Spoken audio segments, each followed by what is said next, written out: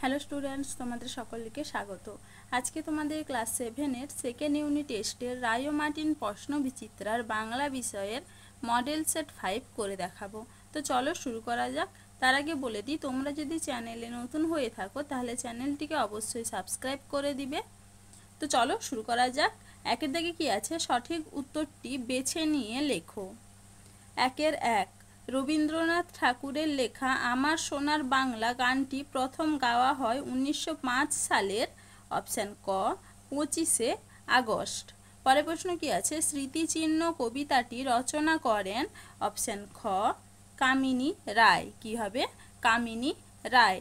পরের প্রশ্ন কি আছে? জনগণ মন অধিনায়ক জয় হে গানটি ব্রহ্মসঙ্গীত বলে পরিচিতি পায় যে পত্রিকায়, তার নাম হলো অপশান গ তত্ত্ববোধিনী পত্রিকা।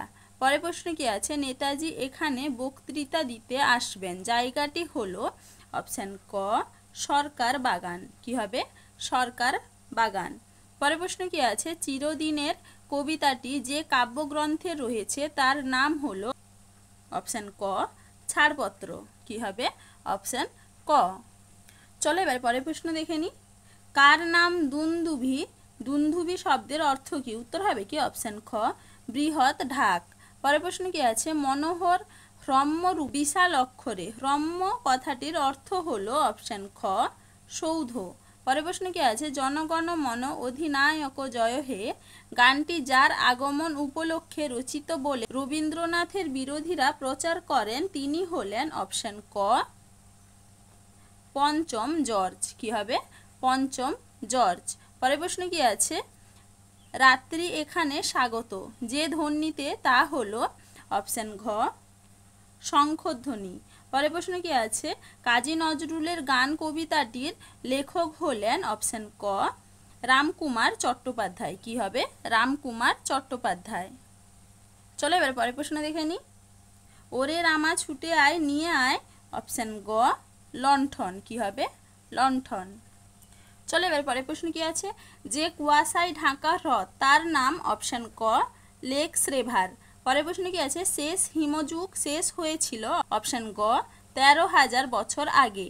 পরের প্রশ্ন কি আছে? রাষ্ট্রসংঘ কবে প্রতিষ্ঠিত হয়? উত্তর হবে কি? অপশান ঘ 1945 সালে।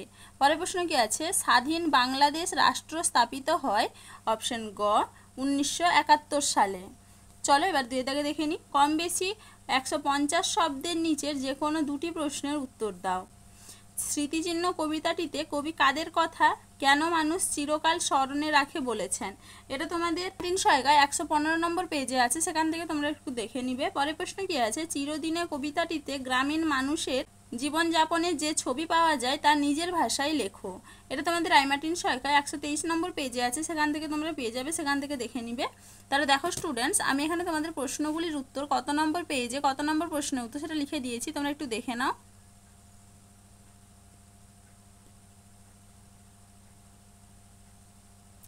তো চলো আজকে এইটুকুই, দেখা হচ্ছে পরের ভিডিওতে। ভিডিওটি ভালো লাগলে লাইক অ্যান্ড সাবস্ক্রাইব করে দিবে।